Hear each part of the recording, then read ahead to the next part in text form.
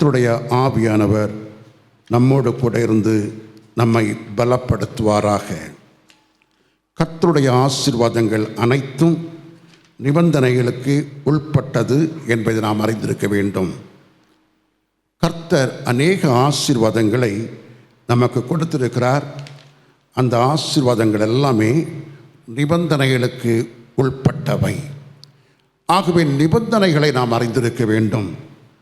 நிபந்தனைகளை கூறாமல் கர்த்தர் உங்களை ஆசீர்வதிப்பார், பாதுகாப்பார் என்று சொல்லப்படுவதெல்லாம் கர்த்தருடைய ஆவியானவர் மூலமாக வருகின்ற வார்த்தைகள் அல்ல என்பதை நாம் அறிந்திருக்க வேண்டும்.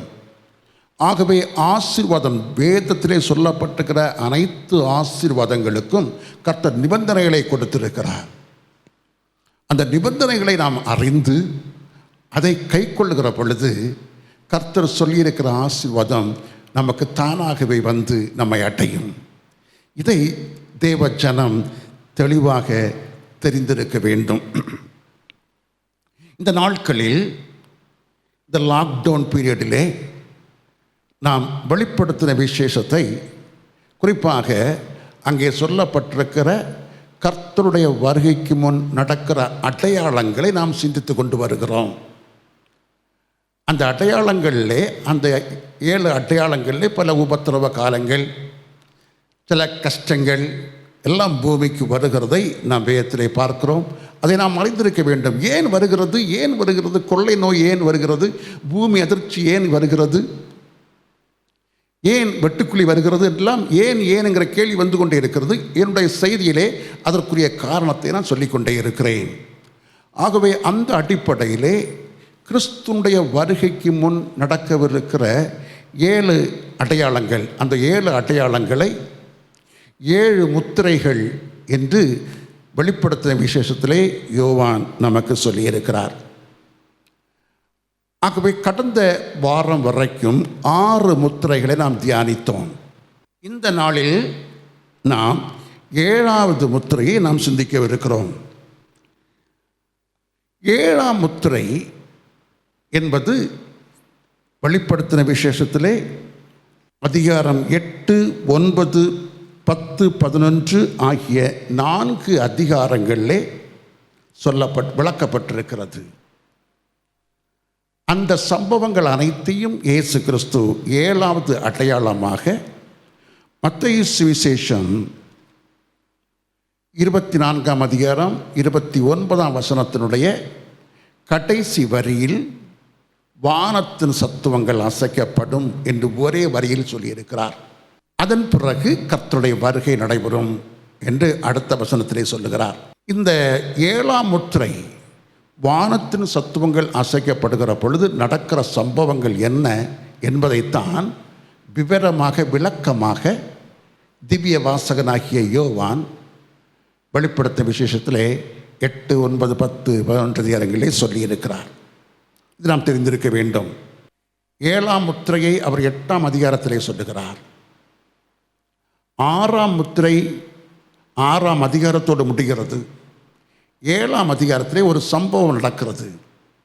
அது என்ன சம்பவம் என்றால், கர்த்தருடைய 4 தூதர்கள் 4 திசையிலும் உள்ள அந்த காற்றுகளை பிடித்திருக்க கண்டேன் என்று சொல்லுகிறார். அப்பொழுது இன்னொரு தூதன் சொல்லுகிறார், நான் நமது தேவனுடைய ஊழியக்காரர்களில் நெற்றியிலே முத்திரை போட்டு தீருமளவும் நீங்கள் பூமியையும் சமுத்திரத்தையும் மரங்களையும் நீங்கள் சேதப்படுத்தக்கூடாது. எதுவரைக்கும்? நம்முடைய தேவனுடைய ஊழியக்காரர்களுடைய நெற்றியிலே முத்திரையிடுதல். நன்றாக கவனித்துக் கொள்ளுங்கள். நெற்றியிலே முத்திரையிடுதல் 2 விதமாக இருக்கிறது. ஒன்று, அந்தி கிறிஸ்து தன்னுடைய முத்திரையை பதிக்க விரும்புகிறான். கடைசி காலத்தில் அந்தி கிறிஸ்துவானவன் தன்னுடைய முத்திரையை, தன்னுடைய நாமத்தின் முத்திரையை அல்லது நாமத்தின் லக்கத்தின் முத்திரையை நெற்றியிலே பதிப்பான் என்று வேதம் சொல்லுகிறது.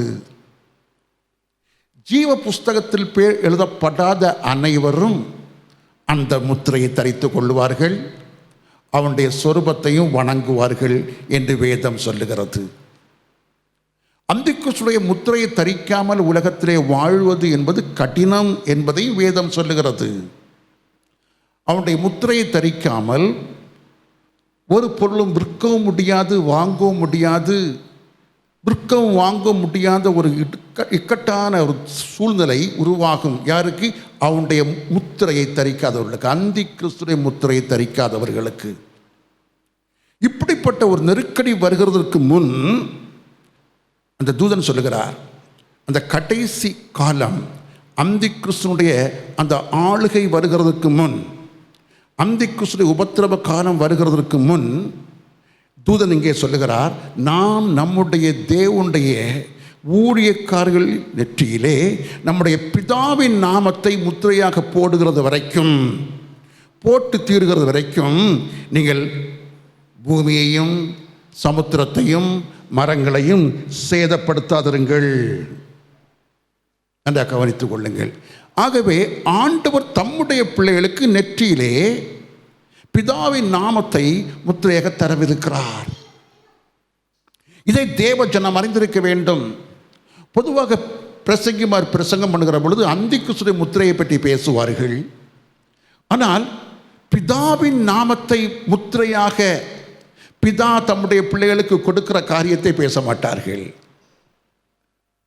என்று கவனித்துக் கொள்ளுங்கள்.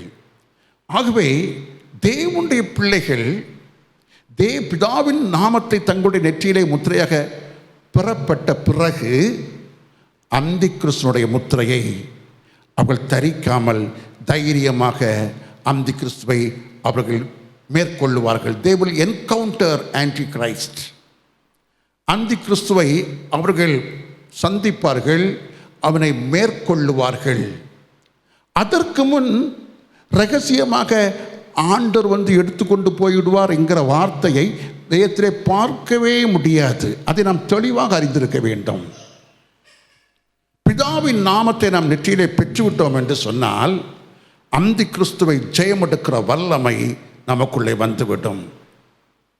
ஆகவே இந்த காரியத்தை நாம் 7ஆம் அதிகாரத்திலே பார்க்கிறோம். 7ஆம் அதிகாரத்திலே பிதாவின் நாமம் தேவனுடைய பிள்ளைகளுடைய நெற்றியிலே முத்திரையாக அது பதிக்கப்படுகிறது என்கிற சத்தியத்தை நாம் அறிந்திருக்க வேண்டும்.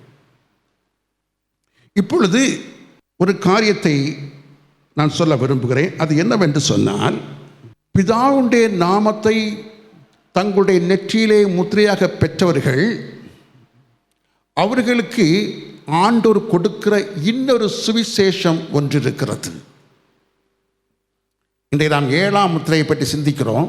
இந்த 7ஆம் முத்திரையை சிந்திப்பதற்கு முன் சில தகவல்களை நாங்கள் உங்களுக்கு தர வேண்டும். சில முக்கியமான தகவல்கள். ஒரு தகவல் என்னவென்று சொன்னால், அந்திக்கிறிஸ்துவின் ஆட்சி வருகிறதுக்கு முன் தேவன் தம்முடைய ஊழியக்காரருடைய நெற்றியிலே தம்முடைய நாமத்தை, பிதாவின் நாமத்தை நெற்றியிலே முத்திரையாக தரிப்பார். அது பரிசுத்தாவின் முத்திரை என்றும் சொல்லலாம். மீட்கப்படும் நாளுக்கென்று பெற்ற பரிசுத்தாவின் முத்திரை கர்த்தர் நமக்கு தரிப்பார். அப்படி தரிக்கிறவர்கள் அந்திக்கிறிஸ்துவை ஜெயமெடுப்பார்கள். அவர்கள் அப்படி அந்திக்கிறிஸ்துவை ஜெயமெடுப்பதற்கு கர்த்தர் ஒரு விசேஷமான சுவிசேஷத்தை அவர்களுக்கு கொடுக்கிறார். அதென்ன விசேஷமான சுவிசேஷம்? வேதத்திலே எத்தனை சுவிசேஷம் இருக்கிறது என்று கேட்டால் உடனே எல்லாரும் சொல்வார்கள் 4 சுவிசேஷம் என்று சொல்வார்கள். அது என்ன சுவிசேஷம்? 4 சுவிசேஷம் மத்தேயு, மார்க்கு, லூக்கா, யோவான் என்று நாம் சொல்லிவிடுவோம். ஆனால் இந்த மத்தேயு, மார்க்கு, லூக்கா, யோவான் என்கிற 4 சுவிசேஷம் அல்ல. அந்த 4ம் அந்த சுவிசேஷர்கள் எழுதிய அந்த வார்த்தைகள். அந்த 4 சுவிசேஷத்திலும் ஒரே சுவிசேஷம் தான் எழுதப்பட்டிருக்கிறது. மத்தேயு என்பவர் ஒரு சுவிசேஷகர். அதுபோல அந்த 4 சுவிசேஷருடைய பேர் தான் மத்தேயு, மார்க்கு, லூக்கா, யோவான் என்கிற சுவிசேஷகர்கள் அல்லது அப்போஸ்தலர்கள். அவர்கள் எழுதிய சுவிசேஷம் ஒரே சுவிசேஷம் தான். அது என்னவென்று சொன்னால் ரட்சிப்பின் சுவிசேஷம். ரட்சிப்பின் சுவிசேஷம் என்று சொன்னால் என்ன? கர்த்தராயிருக்கிற இயேசு கிறிஸ்துவை விசுவாசி, அப்பொழுது நீயும் உன் வீட்டாரும் ரட்சிக்கப்படுவீர்கள். இயேசு கிறிஸ்துவை நாம் விசுவாசிக்கிற பொழுது அது என்ன விசுவாசம்?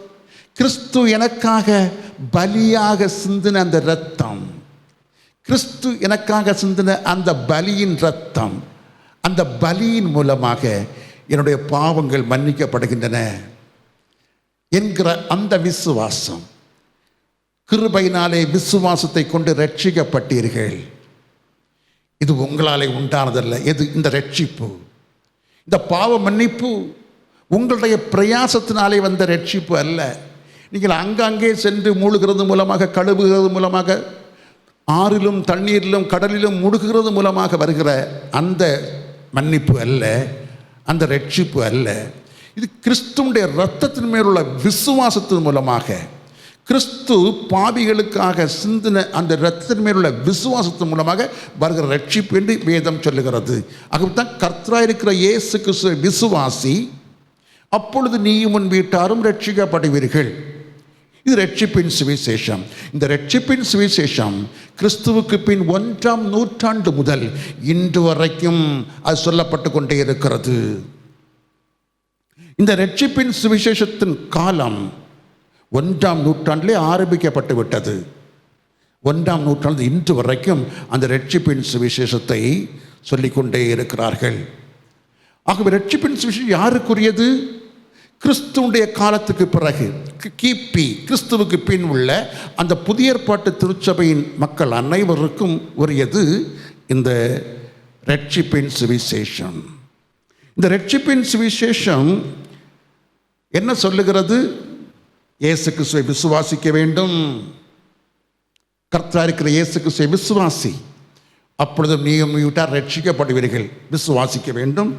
அடுத்து மனம் திரும்ப வேண்டும். விசுவாசத்தால் மாத்திரம் போதாது. நம்முடைய மனம், உலகம், பிசாசு, மாமிசம் இவற்றின் மேல் நம்முடைய மனம் ஒட்டி கொண்டிருக்கக்கூடாது. மனம் திரும்ப வேண்டும். மனம் திரும்பி கர்த்தராயிருக்கிற இயேசுவை விசுவாசிக்க வேண்டும். மனம் திரும்ப வேண்டும். அதற்கு அடையாளமாக தண்ணீரினாலும் பரிசுத்த ஆவியினாலும் நாம் ஞானஸ்நானம் பெற்றிருக்க வேண்டும். ஒருவன் ஜலத்தினாலும் ஆவியினாலும் புறவாவிட்டால் தேவனுடைய ராஜ்யத்துக்குள் பிரவேசிக்க மாட்டான். ஆகவே தேவனுடைய ராஜ்யத்துக்குள் பிரவேசிக்க ரட்சிப்பின் சுவிசேஷம் நமக்கு கொடுக்கப்பட்டிருக்கிறது. அதனுடைய ஒரு ஷரத்து என்னவென்று சொன்னால், தண்ணீரினாலும் ஆவியினாலும் பரிசுத்த ஆவியினாலும் நாம் ஞானஸ்தானம் எடுக்க வேண்டும். இது ரட்சிப்பின் சுவிசேஷத்துடைய ஒரு ஷரத்து.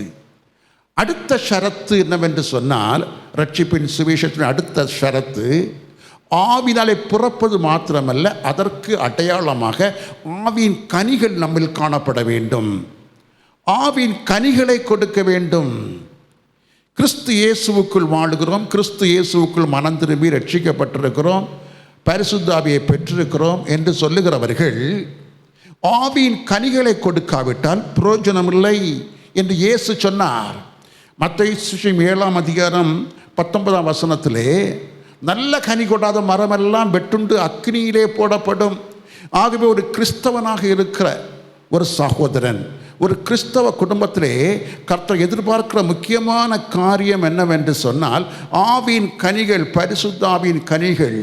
பரிசுத்த ஆவியின் கனிகள் என்பது எவை என்பது உங்களுக்கு தெரியும். அன்பு, சந்தோஷம், சமாதானம், நீடிய பொறுமை, சாந்தம், தயவு, நற்குணம், விசுவாசம், இச்சாந்தம், இச்சையடக்கம். ஆகவே இந்த 9 பண்புகளையும் நாம் நம்முடைய வாழ்க்கையிலே தர வேண்டும். இந்த பண்புகளை நாம் மற்றவர்களை அனுபவிக்கும்படி நாம் கொடுக்க வேண்டும். இந்த பண்புகளால் நம்முடைய வாழ்க்கை நிறைந்திருக்க வேண்டும். ஆவியின் கனிகளை கொடுத்து வாழ வேண்டும். கிறிஸ்து சொன்னார், நல்ல கனி கொடுக்காத மரமெல்லாம் வெட்டுண்டு அக்னியிலே போடப்படும், நரகத்திலே தள்ளப்படும். ஆகவே ரட்சிப்பின் சுவிசேஷம் சொல்லுகின்ற 4வது கருத்து என்னவென்று சொன்னால், ஆவியின் கனிகளை கொடுக்க வேண்டும். நான் ரட்சிக்கப்பட்டிருக்கிறேன் என்று சொல்லுகிறவன் ஆவியின் கனிகளை கொடுக்க வேண்டும். 5வதாக அந்த ரட்சிப்பின் சுவிசேஷம் நமக்கு சொல்லுகின்ற ஒரு உபதேசம் என்னவென்று சொன்னால், தேவனுடைய சித்தத்தை நாம் செய்ய வேண்டும். ஒரு கிறிஸ்தவனுக்கு இந்த அறிவு வேண்டும். நான் பரலோகத்துக்குள்ளே பிரவேசிக்க நான் ரட்சிப்பின் சுவிசேஷத்தை ஏற்றுக்கொண்டிருக்கிறேன். அந்த ரட்சிப்பின் சுவிசேஷம் எனக்கு என்ன சொல்லுகிறது?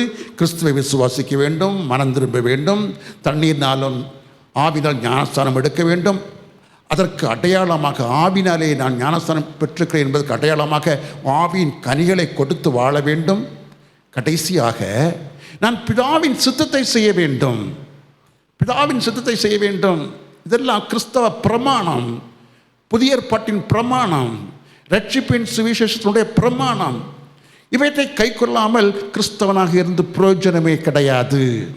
தேவனுடைய சித்தம் செய்ய நாம் ப்ரையாரிட்டி கொடுக்க வேண்டும். ஏன் தெரியுமா?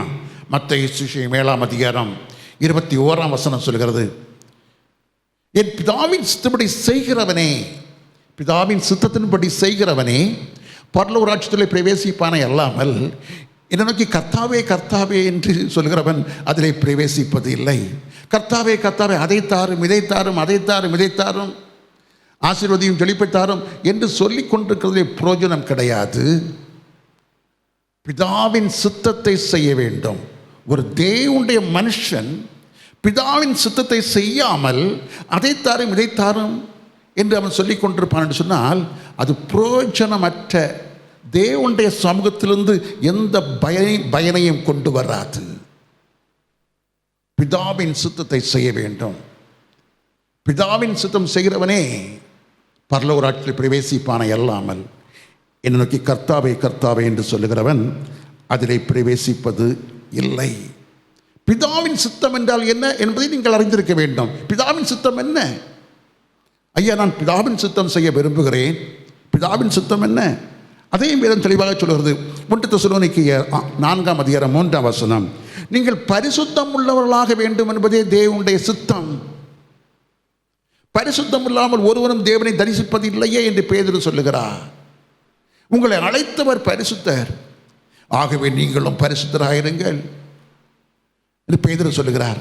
பவுல் சொல்லுகிறார், நீங்கள் பரிசுத்தம் உள்ளவராக இருக்க வேண்டும் என்பதே தேவனுடைய சித்தம். 1 தெசலோனிக்கேயர் 4:3 அவர் சொல்லுகிறார். ஆகவே தேவ சித்தம் செய்வது என்றால் என்ன?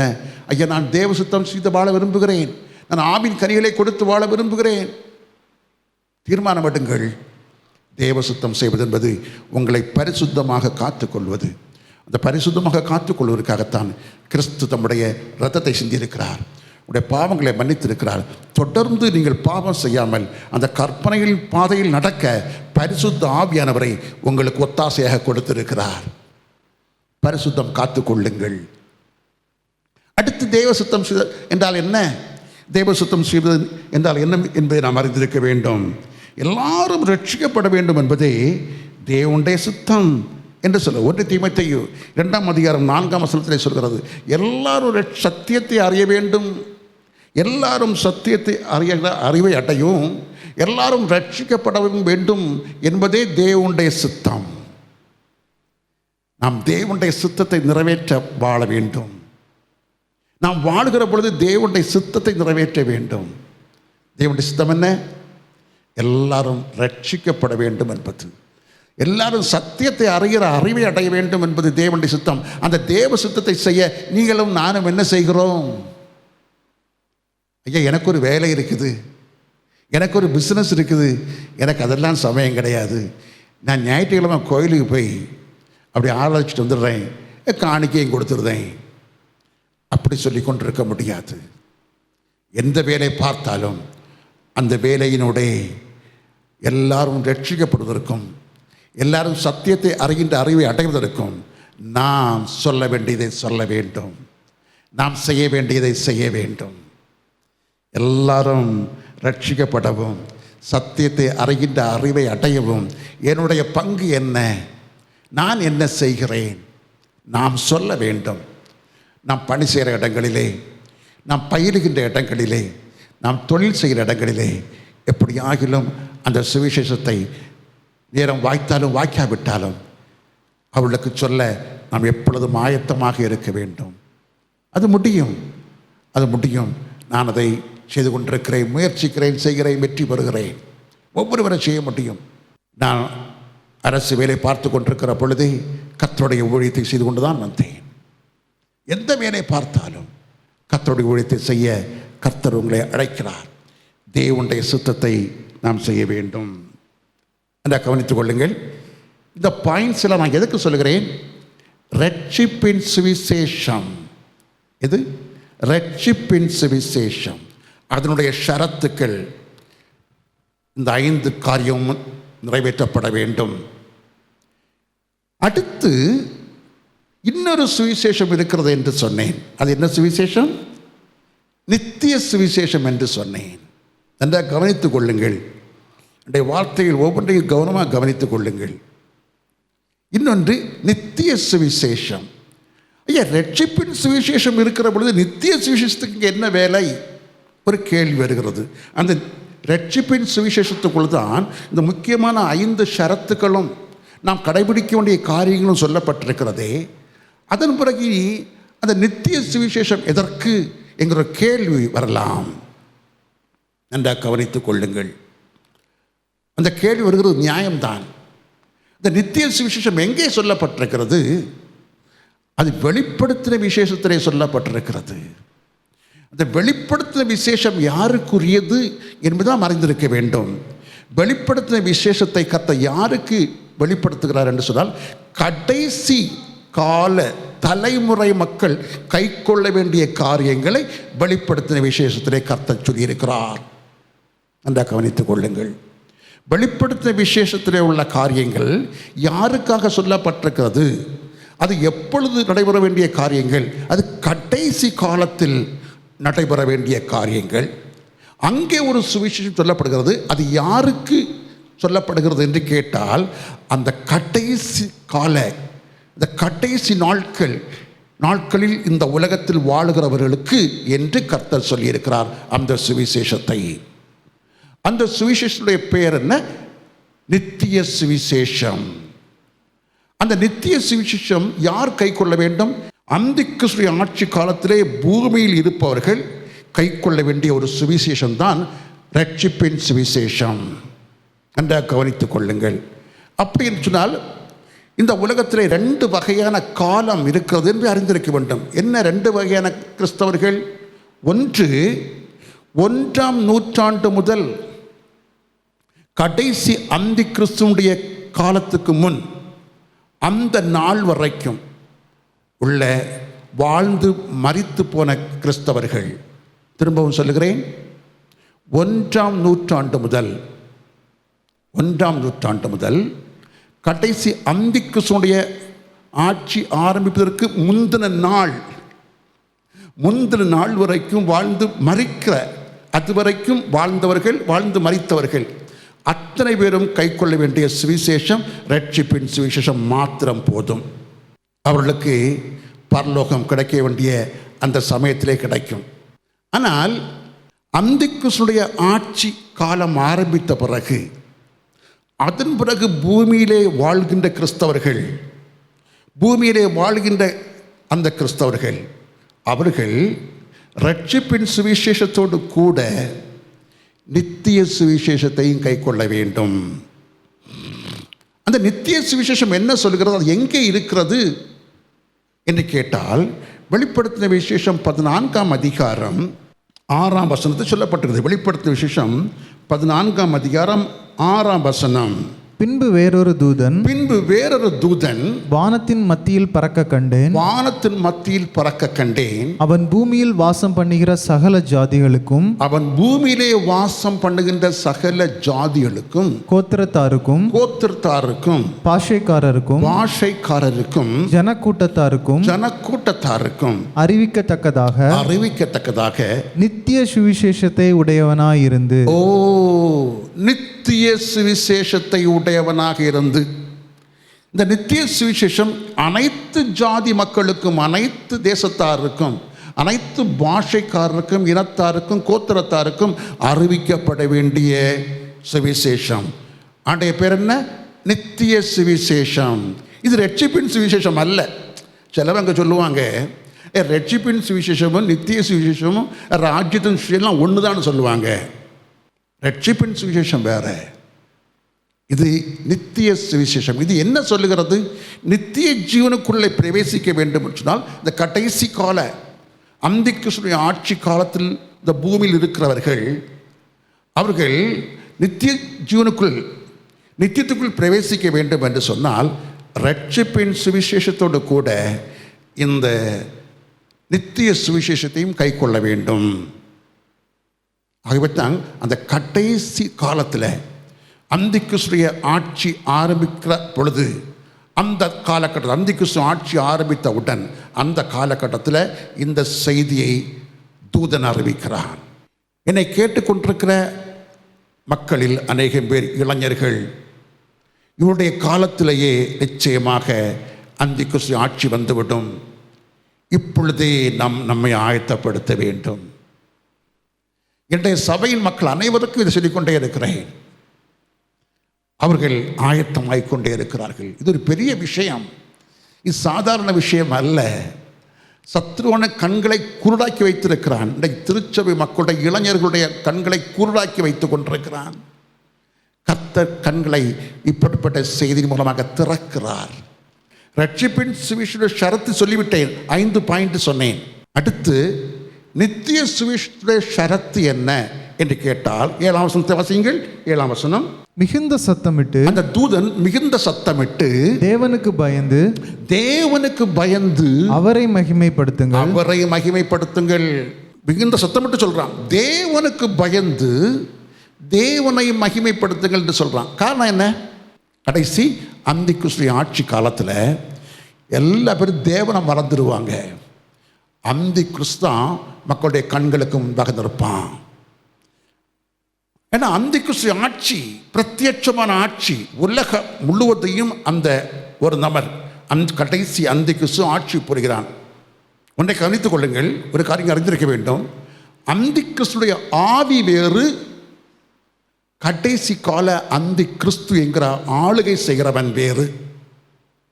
அந்தி கிறிஸ்துடைய ஆவி என்பது 1ஆம் கிறிஸ்துவுக்கு பின் 1ஆம் நூற்றாண்டிலேயே கிரியை செய்கிறது என்று வேதம் சொல்லுகிறது. இயேசு கிறிஸ்துடைய காலத்திலே இயேசு கிறிஸ்துவை சிலுவையிலே அறைவதற்கு அந்த வேதபாரகரையும் பரிசரையும் பிரதான ஆசாரியையும் ஏவி விட்டதே அந்த அந்தி கிறிஸ்து ஆவி, ஆன்டி கிரைஸ்ட், கிறிஸ்துவுக்கு எதிரானவர்கள். ஆகவே அந்தி கிறிஸ்துடைய ஆவி 1ஆம் நூற்றாண்டிலே கிறிஸ்து உலகத்தில் வந்த உடனேயே அதற்கு மாறான ஒரு ஆவி கிரியை செய்கிறது. ஆனால் இப்பொழுது நான் சொல்கிறது அந்தி கிறிஸ்து ஆவி அல்ல, அந்த அந்தி கிறிஸ்து ஆவியை பெற்ற ஒரு தனி நபர், மாம்ச தேகம் உள்ள ஒரு மனிதன், உலகத்தை 7 ஆண்டுகள் ஆளுகை செய்வதற்காக அதிகாரம் பெற்ற அந்த நபரை பவுலப்போஸ்தலன் கேட்டின் மகன் ஆகிய பாவ மனுஷன் என்று சொல்லுகிறார். பழைய ஏற்பாட்டில் தானியேல் தீர்க்கதரிசி அவனை பாழாக்கும் அருவருப்பு என்று சொல்லுகிறார். வெளிப்படுத்தும் விசேஷத்தில் யோவான் அந்த அந்தி கிறிஸ்துவை மிருகம் என்று சொல்லுகிறார். அவன் அந்தி கிறிஸ்து, கடைசி அந்தி கிறிஸ்து, கடைசி வெளிப்பட இருக்கிற உலகத்தை ஆளை செய்கிற மனுஷன்.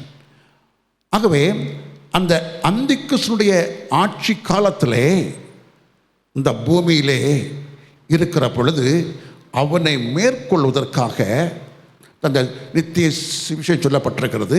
காரணம் என்ன? அந்த மக்கள் அனைவரும் அவனுடைய ஆட்சி காலத்திலே கடவுளை மறந்து விடுவார்கள். கடவுளை பற்றிய பயம் போய்விடும். கடவுளை பற்றிய பயம் போய் அந்தி கிறிஸ்துவை குறித்த பயம் வந்துவிடும். காரணம் என்ன? அந்த அந்தி கிறிஸ்துவை குறித்த பயம் பூமியில் உள்ள அனைத்து மக்களுக்கும் வர காரணம் என்ன? அவன் சொல்லுவான், அவனுடைய சொரூபத்தை வணங்க வேண்டும், சொரூபத்தை வணங்காதவர்கள் கொலை செய்யப்படுவார்கள் என்று அவன் சட்டத்தை கொண்டு வருவான். எப்படி நேபுகாத் நேச்சார் அவன் ஏற்படுத்தின பொற்சிலையை வணங்காதவர்கள் அனைவரையும் தீச்சுள்ளுக்களை போடுவதாக பயமுறுத்தினானோ அதே ஆவிதான், அதே போலத்தான் இந்த அந்தி கிறிஸ்துவ கடைசி காலத்திலே அந்த சட்டத்தை கொண்டு வருவான். அந்த வசனம் எங்கே இருக்கிறது? வெளிப்படுத்தின விஷயம் 13ஆம் அதிகாரம் 15ஆம் வசனம். அந்த மிருகத்தின் சொரூபம் பேசத்தக்கதாகவும் மிருகத்தின் சொரூபத்தை வணங்காத யாவரையும்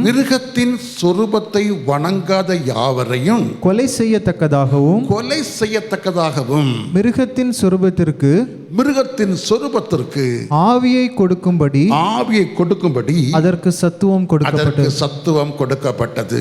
ஆகவே மிருகத்தின் சொரூபத்தை வணங்காதவர்கள் கொலை செய்யப்படுவார்கள் என்கிற அந்த அரசு கட்டளை வரும். அப்படி எல்லாரும் பயந்து விடுவார்கள்.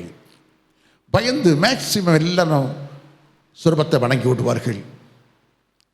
சில சபையினர், கிறிஸ்தவ சபையினர் அதனை உறுதியாக சொரூபத்தை வணங்காமல் இருப்பார்கள். ஆனால் அவர்களுக்கு இன்னொரு கண்ணி வைத்திருக்கிறான் சாத்தான். இன்னொரு கண்ணி. அது என்ன கண்ணி? அந்த முத்திரையை தரிக்காதவர்கள் யாவரும் ஒரு பொருளையும் விற்கவும் முடியாது, வாங்கவும் முடியாதபடி செய்தது. வாசிங்கள் பார்க்கலாம். அது சிறியோர் பெரியோர், சிறியோர் பெரியோர், ஐஸ்வர்யவான்கள் தரித்திரர், ஐஸ்வர்யவான்கள் தரித்திரர், சுயாதீனர் அடிமைகள், சுயாதீனர் அடிமைகள், இவர்கள் யாவரும் தங்கள் தங்கள் வலது கையிலாவது தங்கள் வலது கையிலாவது நெற்றியிலாவது ஒரு முத்திரையை பெறும்படிக்கும் அந்த மிருகத்தின் முத்திரையாவது அதன் நாமத்தையாவது அதன் நாமத்தின் லக்கத்தையாவது தரித்துக் கொள்கிறவன் தவிர வேறொருவனும் கொல்லவும் விற்கவும் கூடாதபடி செய்தது. அந்த சிப்பை நம்ம கையிலேயோ நெற்றிலேயோ தரித்து கொள்ளாவிட்டால் ஒரு பொருளும் விற்கவும் முடியாது, வாங்கவும் முடியாது என்கிற கட்டளை அப்படி பரவலாக உலகமெங்கும் வரும். இந்தியா மாத்திரமல்ல, உலகமெங்கும் வரும். உலகமெங்கும் வருகிற பொழுது மக்கள் அனைவருக்கும் இந்த அந்தி கிறிஸ்துவை பற்றி தான் பயம் இருக்கும். கடவுளை மறந்து இந்த அந்தி கிறிஸ்து சிம்ம சொப்பனம் போல் அவங்க கண்களுக்கு முன்பாக திறப்பான். நல்லா கவனிச்சுக்கிடுங்க. ஆகவே தான் தூதன் சொல்றாரு, நீங்கள் தேவனுக்கு பயந்து தேவனை மகிமைப்படுத்தப்பா. அந்த தேவன் நியாய தீர்ப்பு கொடுக்கும் காலம் வேலை வந்தது. யாருக்கு? இந்த அந்தி கிறிஸ்துவுக்கு. இந்த அந்தி கிறிஸ்துவுக்கு காலம் முடிய போகுது. அவனுக்கு நியாய தீர்ப்பு கொடுக்கும் வேலை வந்தது. ஆகவே வானத்தையும் பூமியையும் சமுத்திரத்தையும் நீரூற்றுகளையும் உண்டாக்கினவரையே தொழுது கொள்ளுங்கள். அன்பான தேவனுடைய பிள்ளைகளை, என்னை கேட்டுக்கொண்டு நீங்கள் ஒரு வாலிபராக இருந்தால் நிச்சயமாக உங்களுடைய காலத்திலே இந்த சிப்பு, எல்லாரும் சிப்பை கையில் தரிச்சாதான் வேலை பார்க்க முடியும் அல்லது ஒரு பொருள் வாங்க முடியும் என்கிற கட்டளை வருகிறத நீங்கள் பார்ப்பீங்க. அப்போ தெரியணும், அந்த ஒரு சட்டம் வந்து விட்டது என்று சொன்னால் அதனுடைய அர்த்தம் என்னவென்றால் அதற்கு அடுத்த நடவடிக்கை கிறிஸ்துனுடைய வருகை. ஆகவே கிறிஸ்துனுடைய வருகைக்கு முன் நடக்கிற ஒரு முக்கியமான சம்பவம் தான் அந்தி கிறிஸ்துடைய ஆளுகை. அந்த அந்தி கிறிஸ்துடைய ஆளுகை வருகிறது என்பதற்கு அடையாளம், வந்திருக்கிறது என்பதற்கு அடையாளம் அந்த சிப்பை, அவனுடைய முத்திரையை கையிலோ நெற்றியிலோ தரித்து கொள்கிறவன் தவிர வேறு ஒருவனும் ஒரு பொருளும் விற்கவும் முடியாது, வாங்கவும் முடியாது என்கிற ஒரு கட்டளை, ஒரு சட்டம் உலகமெங்கு வரும். அப்படி வந்து விட்டது என்று சொன்னால் நீங்கள் புரிந்து கொள்ள வேண்டும், அடுத்து கிறிஸ்துவின் வருகை. அடுத்து ஒரு 3.5 ஆண்டுகளுக்குள் கிறிஸ்துடைய வருகை. இந்த மகா உபத்திரவ காலம் 3.5 வருஷம்.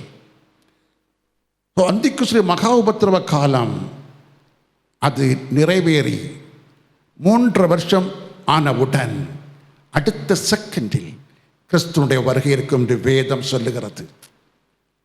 ஆகவே சொல்லுகிறார், வானத்தையும் பூமியையும் படைத்த தேவனை மகிமைப்படுத்துங்கள், அவர் நியாய தீர்ப்பு கொடுக்கும் காலம் வந்துவிட்டது. வானத்தையும் பூமியும் சமுத்திரத்தையும் நீரூற்றுகளையும் உண்டாக்கின அவரையே, தேவனையே தொழுது கொள்ளுங்கள் என்று சொல்கிறார். இதுதான் நித்திய சுவிசேஷத்திலே முதல் ஷரத்து. தேவனையே மகிமைப்படுத்துங்கள். இந்த தேவனை எப்படி மகிமைப்படுத்துவது? அந்தி கிறிஸ்து சுரூபத்தை வணங்காமல், அவனுடைய முத்திரையை தரிக்காமல் என்பதை அறிந்திருக்க வேண்டும். அது எப்படி தெரியும்? 9ஆம் வசனம் சொல்லுகிறது. 9ஆம் வசனத்தை வாசியுங்கள். அவர்களுக்கு பின்னே 3ஆம் தூதன் வந்து மிகுந்த சத்தமிட்டு மிருகத்தையும் மிருகத்தையும் அதன் சொரூபத்தையும் அதன் சொரூபத்தையும் வணங்கி தன் நெற்றியிலாவது தன் கையிலாவது அதன் முத்திரையை தரித்துக் கொள்கிறவன் எவனோ, அந்த அந்திகிறிஸ்துவின் முத்திரையை தரித்துக் கொள்ளும் எவனோ அவன் தேவனுடைய கோபாக்கினையாகிய பாத்திரத்திலே கலப்பில்லாமல் வார்க்கப்பட்ட அவருடைய உக்கிரமாகிய மதுவை குடித்து பரிசுத்த தூதர்களுக்கு முன்பாகவும் ஆட்டுக்குட்டியானவருக்கு முன்பாகவும் அக்னியினாலும் கந்தகத்தினாலும் பாதிக்கப்படுவான். கர்த்தம் என்ன? முத்திரையை தரிக்க கூடாது. அந்திகிறிஸ்துவின் ஆட்சி காலத்தில் முத்திரையை தரித்து கொள்ளக்கூடாது. ஆகவே தேவனுடைய ஊழியக்காரர், தெரிந்து கொள்ளப்பட்டவர்கள் அந்த முத்திரையை தரிக்காமல் இந்த பூமியிலே வாழ்வார்கள். ஜீவபுஸ்தகத்திலே பெயர் எழுதப்படாத யாவரும் அவருடைய சொரூபத்தை வணங்குவார்கள், முத்திரையை தரித்துக் கொள்ளுவார்கள். ஆகவே ரட்சிப்பின் சுவிசேஷத்தோடு கூட இந்த நித்திய சுவிசேஷம் என்ன சொல்லுகிறது? ஆண்டவரை மகிமைப்படுத்து. அந்திகிறிஸ்துவின் ஆட்சி பூமியில் நடக்கிற பொழுது நீ பூமியிலே வாழ்வாய் என்று சொன்னால், அந்திகிறிஸ்துவின் ஆட்சி பூமியில் நடக்கிற பொழுது நீ பூமியிலே வாழ்வாய் என்று சொன்னால், நீ ஒரு விசுவாசி, நீ தேவனுடைய ஊழியன், நீ பூமியிலே வாழ்வாய் என்று சொன்னால், நீ தேவனை மகிமைப்படுத்து.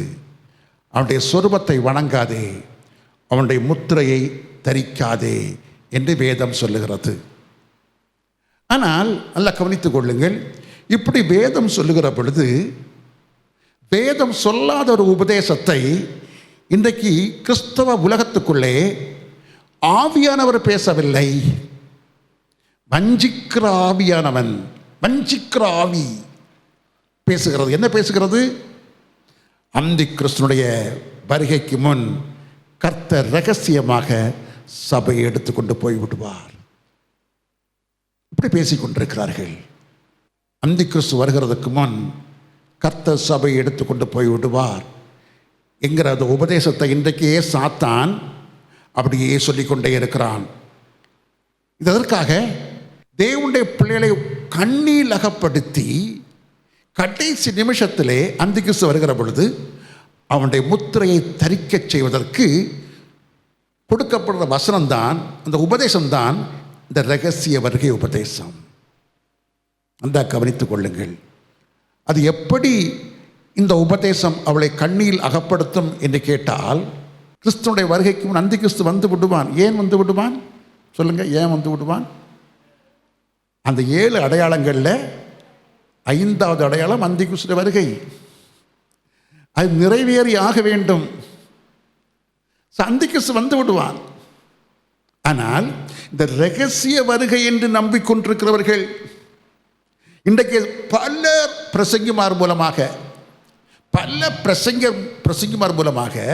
ரகசிய வருகை, அந்திகிறிஸ்துவின் வருகைக்கு முன் கர்த்தர் நம்மை மேலே எடுத்துக்கொண்டு போய்விடுவார் என்று சொல்லி சொல்லி சொல்லி சொல்லி அநேக மக்களுடைய உள்ளங்களில் இது உறைந்து போய் இருக்கிறது.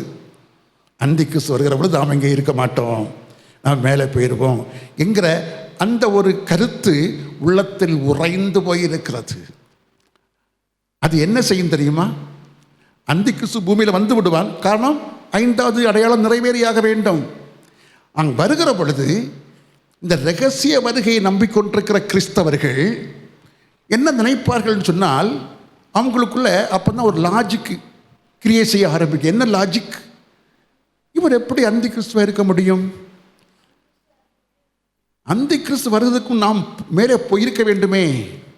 ஏன்? ரகசிய வருகை உபதேசம் சொல்லுது, இந்த அந்திகிறிஸ்து வர்றதுக்கு முன் நாம் மேலே போயிருக்க வேண்டுமே, நாம் மேலே போகவில்லையே. அப்படின்னு சொன்னால் இந்த நபர், இந்த உலகத்தை ஆளுகிறவர் எப்படி அந்திகிறிஸ்துவாக இருக்க முடியும்? இவர் அந்திகிறிஸ்து அல்ல, இவர் சமாதான பிரபு. அவன் அப்படிதான் சொல்லுவான். அந்திகிறிஸ்து அப்படிதான் சொல்லுவான், தன்னை சமாதான பிரபு என்று தான் சொல்லுவான்.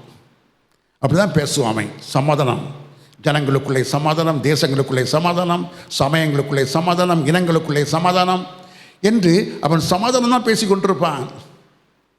அப்படி சமாதானம் பேசுகிற காலத்தினால எல்லாரும் அவனை ஏற்றுக்கொள்வார்கள். அவனை சமாதான பிரபு என்று நினைப்பாங்க. அதான் முத்திரையில் முதல் முத்திரை. வெள்ளை குதிரை வருகிறவன் அவன் ஏமாற்றுவான். அவன் தன்னை மேசியா போல காட்டுவான். ஆனால் அவன் மேசியா அல்ல, ஃபால்ஸ் மேசியா. தன்னை கிறிஸ்து போல காட்டுவான். சமாதான பிரபு, இயேசு கிறிஸ்துக்கு ஒரு பேர் என்ன? சமாதான பிரபு. தன்னை சமாதான பிரபு போல காட்டுவான். ஏன்னா இயேசு கிறிஸ்து சமாதான பிரபு. அப்படிதான் இவனும் தன்னை சமாதான பிரபு என்று சொல்லி எல்லாருக்குள்ளையும் சமாதானம் பேசுவான். மக்களை ஏமாற்றுகிறவன், வஞ்சிக்கிறவன். ஆகவே இந்த ரகசிய வருகை உபதேசமே ஒரு வஞ்சனை, மக்களை ஏமாற்றுவதற்கு. இன்றைக்கே சாத்தான், he is paving the way, he is paving the way for that. அவன் கடைசியில் மக்களை ஏமாற்றுவதற்கு இப்பொழுதே அவன் பாதை போட்டுக்கொண்டே இருக்கிறான், பாதை போட்டுக்கிட்டே இருக்கிறான். கவனமாக இருக்க வேண்டும் அன்பான தேவனுடைய பிள்ளைகளே. ஆகவே கடைசி நிமிஷத்தில் இந்த ரகசிய வருகை உபதேசம் மக்களை அந்த அந்திக்கிறிஸ்துவின் வார்த்தையின்படி செயல்பட வைத்துவிடும். அந்திக்கிறிஸ்து வார்த்தையின்படி செயல்பட வைத்து முத்திரையை தரிக்க வைத்துவிடும். ஆனால் அந்த முத்திரையை தரித்தால் என்ன ஆகும் என்று சொல்லப்பட்டிருக்கிறது? முத்திரையை தரிக்கிறவர்கள் தேவனுடைய அந்த கோபாக்கினையினால் அவர்கள் ஆட்டுக்குட்டியானுக்கு முன்பாகவும் தேவதூதர்களுக்கு முன்பாகவும் அக்னினாலும் கந்தகத்தினாலும் வாதிக்கப்படுவார்கள். வாதை. ஆகவே தான் இந்த நித்திய சுவிசேஷம் யாருக்கு கொடுக்கப்படுகிறது? கடைசி கால கிறிஸ்தவர்கள். இப்படி கடைசி கால கிறிஸ்தவர்கள் ரட்சிப்பின் சுவிசேஷத்தோடு கூட இந்த நித்திய சுவிசேஷத்தையும் கை கொள்ள கடமைப்பட்டவர்கள். ஆனால் அதிர்ஷ்டவசமாக இன்றைக்கு சபைகளிலே அதை பற்றி சொல்லவே இல்லை. இந்த சத்தியத்தை பற்றி யாரும் பேசவில்லை. வசனம் கேட்கக்கூடாத ஒரு பஞ்ச காலம் இப்பொழுது வந்து கொண்டிருக்கிறது. கர்த்தருடைய உண்மையான செய்தி, சொல்லப்பட வேண்டிய செய்தி சொல்லப்படாத ஒரு பஞ்ச காலம். நித்திய சுவிசேஷம் கடைசி காலம் மக்களுக்கு கொடுக்கப்படுகிறது. இந்த நித்திய சுவிசேஷத்தை கை கொள்ளாதவர்கள் என்ன ஆவார்கள்? நிச்சயமாக அவர்கள் முத்திரையை தரித்துக் கொள்வார்கள். அப்படி முத்திரையை தரித்துக் கொள்கிறவர்கள், எந்த முத்திரை? அந்திக்கிறிஸ்து முத்திரை. இந்த அந்திக்கிறிஸ்து முத்திரையை தரித்து கொள்ளுகிறவர்கள் ஒருவேளை ரட்சிப்பின் சுவிசேஷத்தை ஏற்றுக்கொண்ட கிறிஸ்தவர்களாக இருந்தாலும் பிரயோஜனம் கிடையாது, பிரயோஜனம் கிடையாது. அவருடைய பெயர்கள் ஜீவ புஸ்தகத்திலிருந்து கிறுக்கப்படும் என்று வேதம் சொல்லுகிறது. ஜீவ புஸ்தகனுடைய பெயர்கள் கிறுக்கப்படும். ஆகவே தான் நாம் சரியாக புரிந்திருக்க வேண்டும். அந்திக்கிறிஸ்துவினுடைய ஆட்சி காலத்திலே நாம் நிலைநிற்பதற்கு கர்த்தர் நமக்கு கொடுக்க ஒரு கட்டளை, ஒரு கற்பனை, கடைசி கால கற்பனை தான் இந்த நித்திய சுவிசேஷம். தேவனுக்கு பயந்து தேவனை மகிமைப்படுத்து. சாத்தானுக்கும் அந்திக்கிறிஸ்துவுக்கும் பயப்படாதே. அவனுடைய முத்திரையை தரிக்காதே, சொரூபத்தை வணங்காதே என்பதுதான் நித்திய சுவிசேஷம். ஐயா, இந்த நித்திய சுவிசேஷத்தை நாங்கள் கை கொண்டதுனால எங்களுக்கு என்ன நன்மை கிடைக்கும்? உங்களுக்கு தான் அந்த மகிமையின் வருகையிலே பங்கு. உங்களுக்கு தான். யாருக்கு? கடைசி அந்திக்கிறிஸ்துவின் ஆட்சி காலத்திலே பூமியிலே வாழ்ந்து அவனை மேற்கொண்டவர்கள், அந்திக்கிறிஸ்துவின் முத்திரையை தரிக்காமல் அவனை மேற்கொண்டவர்கள் தான் கர்த்தருடைய மகிமையின் வருகையிலே பங்கு பெற்று பரலோகத்திலே அந்த கண்ணாடி கடல் அருகே காணப்படுவார்கள் என்று வெளிப்படுத்தின விசேஷம் 15ஆம் அதிகாரம் 2ஆம் வசனம் சொல்லுகிறது. அன்றியும் அக்னி கலந்த கண்ணாடி கடல் போன்ற ஒரு கடலையும், அக்னி கலந்த கண்ணாடி கடல் போன்ற ஒரு கடலையும், மிருகத்திற்கும் அதன் சொரூபத்திற்கும் அதன் முத்திரைக்கும் அதன் நாமத்தின் லக்கத்திற்கும் உள்ளாகாமல் ஜெயம் கொண்டவர்கள், அந்த அந்திக்கிறிஸ்துவை ஜெயம் கொண்டவர்கள் தேவ சுரமண்டலங்களை பிடித்துக்கொண்டு அந்த கண்ணாடி கடலருகே நிற்கிறதையும் கண்டேன். அந்த கண்ணாடி கடலருகே நிற்க கண்டேன். தேவ சுரமண்டலை பிடித்துக்கொண்டு கண்ணாடி கடலருகே, அது தேவனுடைய சிங்காசனத்துக்கு அருகில் உள்ள ஸ்தலம். On the way to heaven, பரலோகத்துக்கு போகின்ற அந்த ஸ்தலத்திலே, அந்த வழியிலே, அந்த கண்ணாடி கடல் அருகே அவர்கள் நிற்கிறார்கள். யார்? அந்தி கிறிஸ்துனுடைய சொரூபத்தை வணங்காமலும் அவனுடைய முத்திரையை தரிக்காமலும் அவனை ஜெயம் கொண்டவர்கள். ஜெயம் கொள்ள வேண்டும் என்று சொன்னால் போர் செய்ய வேண்டும். போர் செய்யாமல் எப்படி ஜெயம் கொள்ள முடியும்? போர் செய்யாமல் எப்படி ஜெயம் கொள்ள முடியும்?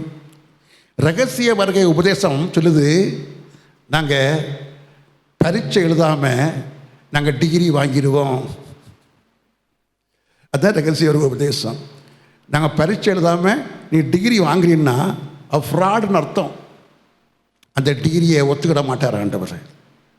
இந்த டிகிரியை ஒத்துக்கொள்ளவே முடியாது. ஆகவே நமக்கு அந்தி கிறிஸ்து ஆட்சி காலத்தில் அவனை ஜெயம் கொள்ள வேண்டும் என்று சொல்லப்பட்டிருக்கிறது. அவனை ஜெயம் கொள்ளுகிறவர்கள் அவர்கள்தான் கிறிஸ்துடைய வருகையிலே பங்கு பெறுவார்கள். கிறிஸ்துடைய வருகையிலே எடுத்துக்கொள்ளப்படுகிறவர்கள் அவர்கள்தான்.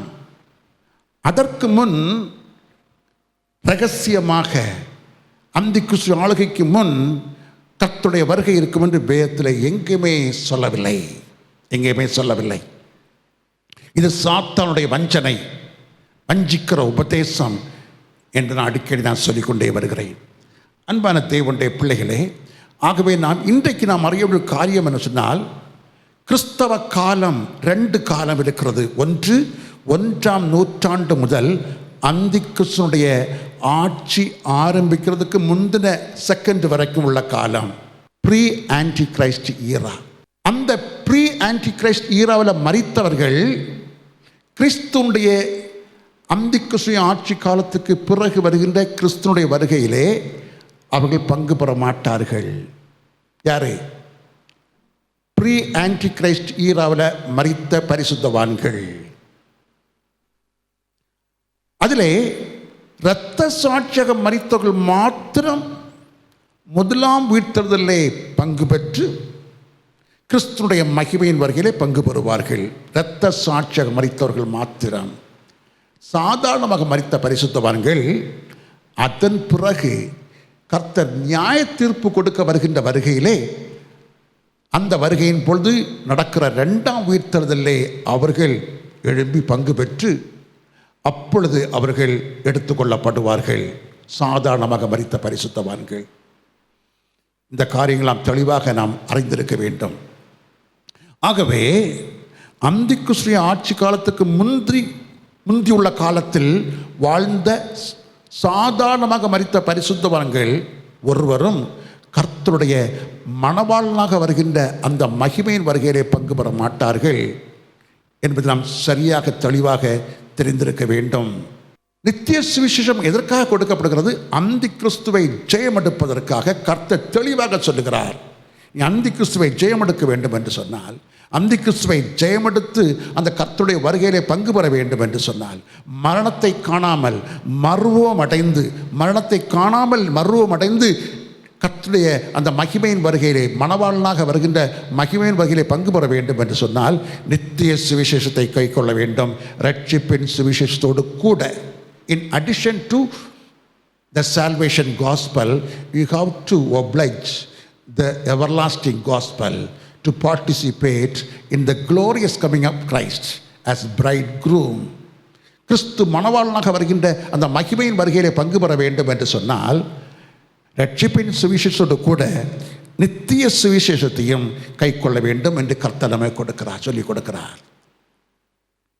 அன்பான தேவனுடைய பிள்ளைகளே, அப்படி இந்த அந்தி கிறிஸ்து ஆட்சி காலத்திலே நாம் அவனுடைய முத்திரையை தரிக்காமல் நாம் வாழுகிறது மூலமாக, அல்லது ஆண்டவருக்காக இரத்த சாட்சியாக மரிக்கிறது மூலமாக நமக்கு கிடைக்கிற 3 முக்கியமான பிரதிபலன்கள், ஆசீர்வாதங்கள் என்ன என்பதை நாம் அறிந்திருக்க வேண்டும்.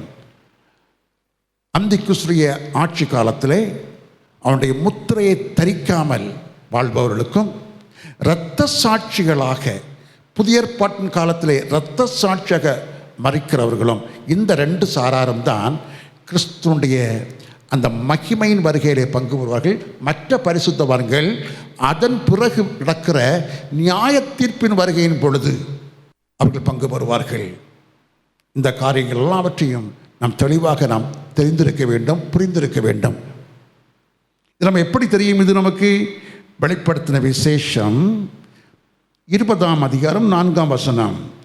அன்றியும் நான் சிங்காசனங்களை கண்டேன், அன்றியும் நான் சிங்காசனங்களை கண்டேன், அவைகளின் மேல் உட்கார்ந்தார்கள், அவைகள் மேல் உட்கார்ந்தார்கள். நியாய தீர்ப்பு கொடுக்கும்படி அவர்களுக்கு அதிகாரம் அளிக்கப்பட்டது, நியாய தீர்ப்பு கொடுக்கும்படி அவர்களுக்கு அதிகாரம் அளிக்கப்பட்டது. இயேசுவை பற்றிய சாட்சியின் நிமித்தமும், இயேசுவை பற்றிய சாட்சி நிமித்தமும், தேவனுடைய வசனத்தின் நிமித்தமும், தேவனுடைய வசனத்து நிமித்தமும், சிறை சேதம் பண்ணப்பட்டவர்களுடைய ஆத்துமாக்களையும். கவனியுங்கள், 2 சாரார். தேவனுடைய வசனத்து நிமித்தம் சிரச்சேதம், இரத்த சாட்சி. அடுத்தது கிறிஸ்துவை பற்றிய சாட்சி நிமித்தம் இரத்த சாட்சி. தேவனுடைய வசனத்து நிமித்தம் சிரச்சேதம் பண்ணப்பட்டோம்னு சொன்னால் பழைய ஏற்பாட்டு இரத்த சாட்சிகள். கிறிஸ்துவை பற்றிய சாட்சி நிமித்தம் சிரச்சேதம் பண்ணப்பட்டவர்கள் என்று சொன்னால் புதிய ஏற்பாட்டு கால இரத்த சாட்சிகள். மிருகத்தையாவது அதன் சொரூபத்தையாவது வணங்காமலும் தங்கள் நெற்றியிலும் தங்கள் கைகளிலும் அதன் முத்திரையை தரித்துக் கொள்ளாமலும் அவன் முத்திரையை தரித்துக் கொள்ளாமலும் இருந்தவர்களையும் கண்டேன். போதும். யாரையெல்லாம் பார்த்திருக்கிறாரு? இரத்த சாட்சியாக மரித்தவங்க 1.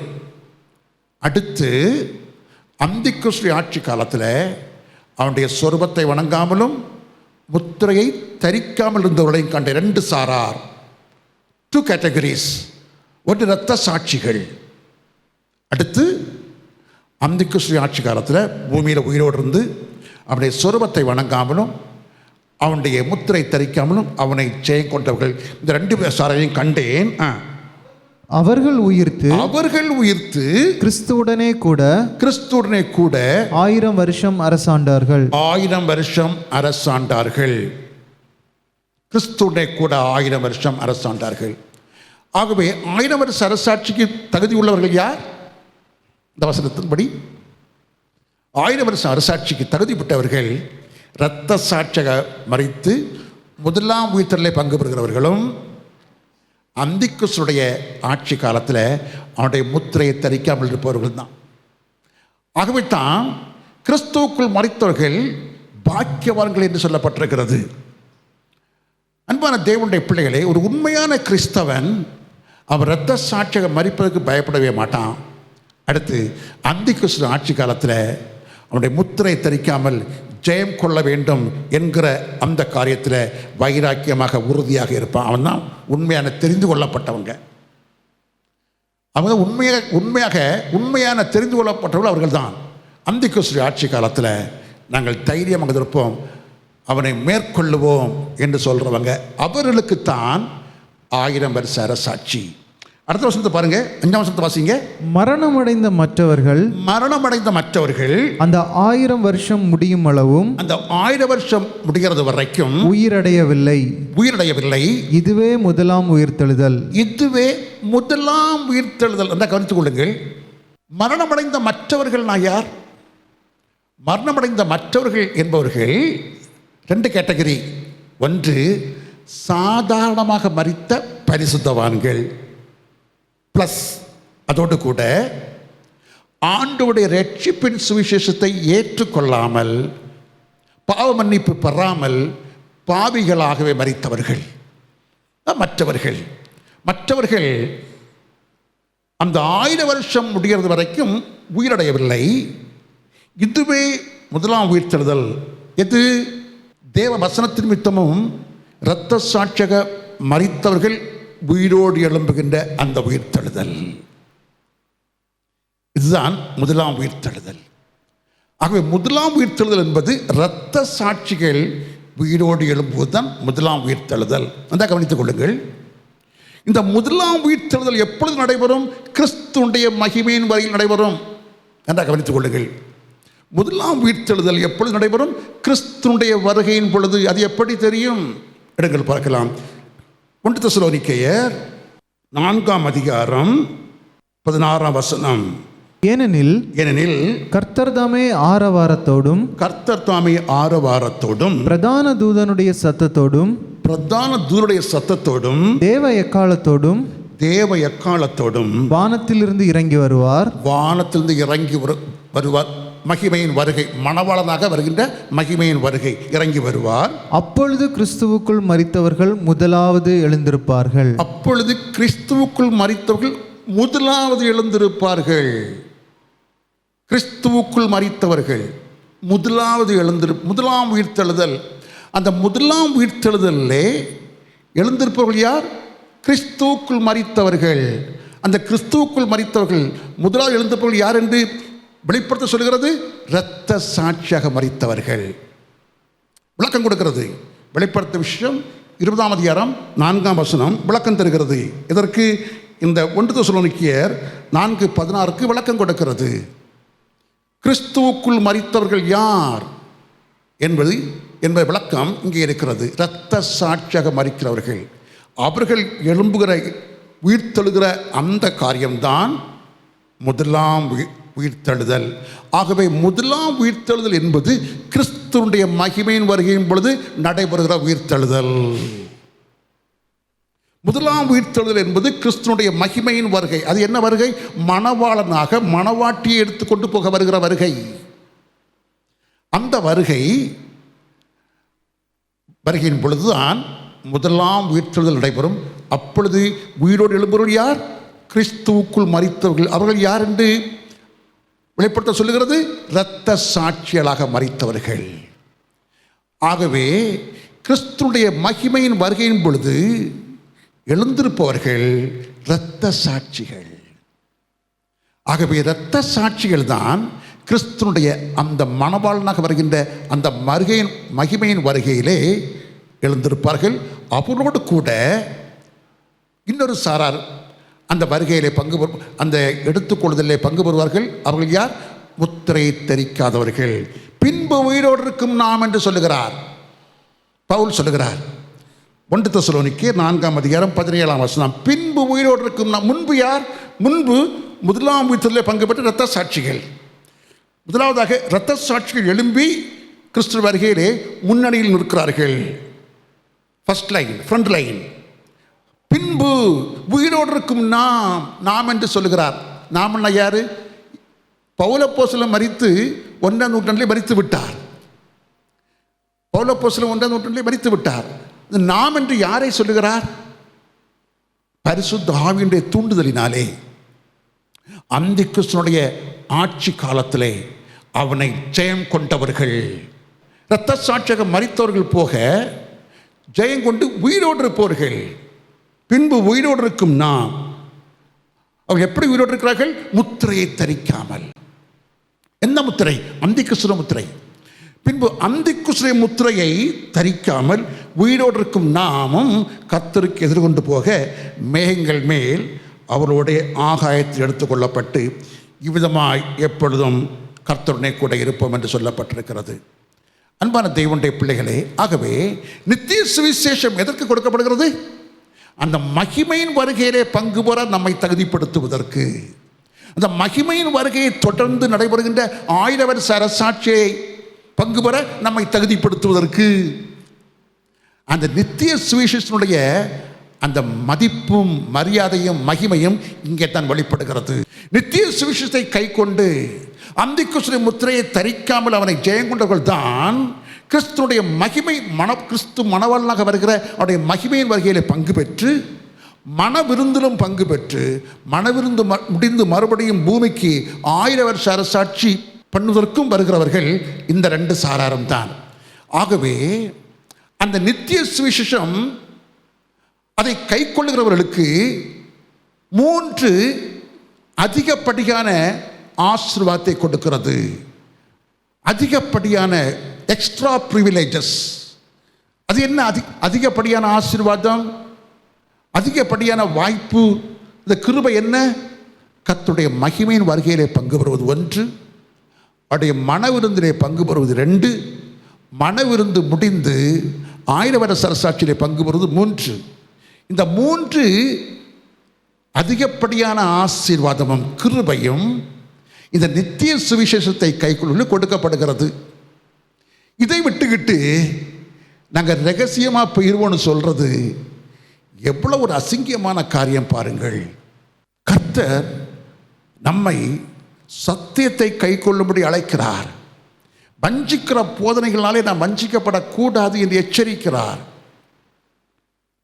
மிக தெளிவாக இருக்கிறது. வேதத்தை வாசிக்கிற பொழுது தயவு செய்து நீங்கள் கவனமாக வேதத்தை படியுங்கள். யூடியூபிலும் ஃபேஸ்புக்கிலும் சென்று கண்ட பிரசங்கெல்லாம் கேட்டு கெட்டு போகக்கூடாது. கவனமாக வேதத்தை கவனமாக படியுங்கள். வேதத்தை கவனமாக படிக்கிற வேதம் கர்த்தருடைய வசனம் அது ஆவியாயும் ஜீவனுமாயும் இருக்கிறது. கர்த்தருடைய வசனம் ஆவியாயும் ஜீவனுமாயும் இருக்கிறது. ஆகவே அந்த ஆவியும் அந்த ஜீவனும் உங்களுக்குள்ளே கிரியை செய்யும். நிறைய பிரசங்கமெல்லாம் என்ன சொல்கிறாங்கன்னு சொன்னால், அந்த அந்திக்கிறிஸ்துவின் ஆளுகையை பற்றி ஒரு பயத்தை கொடுத்துட்டே இருக்கிறாங்க. அந்திக்கிறிஸ்து ஆட்சி பூமிக்கு வந்துவிட்டால் நம்மளை தாக்கு பிடிக்க முடியாது, அதற்கு முன்னால் நாம் பரலோகத்துக்கு போய்விட வேண்டும், அதற்கு ஆயத்தமாக வேண்டும் என்று ஒரு வார்த்தையை போட்டுக்கிடுவாங்க. அதற்கு ஆயத்தமாக வேண்டும் என்று ஒரு வார்த்தையை போட்டுக்கிடுவாங்க. எப்படி ஆயத்தமாக ஆவது? நமக்குள்ள என்ன பரிசுத்தம் இருக்கிறது, என்ன விசுவாசம் இருக்கிறது, என்ன அர்ப்பணம் இருக்கிறது? ஆயத்தமாக சொன்ன வார்த்தை கொண்டு சொன்னால் போதுமா? வாழ்க்கையில் நாம் என்ன அர்ப்பணித்திருக்கிறோம்? எலியாவை போல, ஏனோக்கை போல நாம் பரலோகத்தை எடுத்துக்கொள்ளப்படுவதற்கு நாம் என்ன அர்ப்பணம் செய்திருக்கிறோம், என்ன தியாகம் செய்திருக்கிறோம்? சும்மா எடுத்துக்கொள்ளப்பட முடியுமா? ஆகவே ஏமாந்து போகக்கூடாது, ஏமாந்து போகக்கூடாது. நாம் கவனமாக இருக்க வேண்டும் என்று கர்த்தர் சொல்லுகிறார். இங்கே பாருங்கள், அதை வெளிப்படுத்த விசேஷம் 14ஆம் அதிகாரம் 12ஆம் வசனத்தை வாசிங்க. தேவனுடைய கற்பனைகளையும் இயேசுவின் மேலுள்ள விசுவாசத்தையும் இயேசு கிறிஸ்துவினுள்ள விசுவாசத்தையும் காத்து கொள்ளுகிறவர்களாகிய பரிசுத்தவான்களுடைய பொறுமை. பாருங்க, தேவனுடைய கற்பனைகளையும் இயேசுவினுள்ள விசுவாசத்தையும் காத்து கொள்ளுகிறவர்களாகிய பரிசுத்தவான்களுடைய பொறுமை இதிலே விளங்கும். எதிலே விளங்கும்? அதுக்கு முந்தின வசனத்தை வாசிக்கணும். அதுக்கு முந்தின வசனம் என்ன சொல்லுது? அந்திக்கிறிஸ்துவின் முத்திரையை தரிக்காதே, அந்திக்கிறிஸ்துவின் சொரூபத்தை வணங்காதே என்றுதான் முந்தின வசனம் சொல்லுது. 9-10 வசனங்கள் என்ன சொல்லுது? அந்திக்கிறிஸ்துவின் முத்திரையை தரிக்க கூடாது, அவனுடைய சொரூபத்தை வணங்கக்கூடாது என்று சொல்லிக்கொண்டு அடுத்த வசனம் சொல்றாரு 12 தேவனுடைய கற்பனைகளையும் இயேசுவுள்ள விசுவாசத்தையும் காத்து கொள்ளுகிறவர்களாகிய பரிசுத்தவான்களுடைய பொறுமை இதிலே விளங்கும். எதிலே விளங்கும்?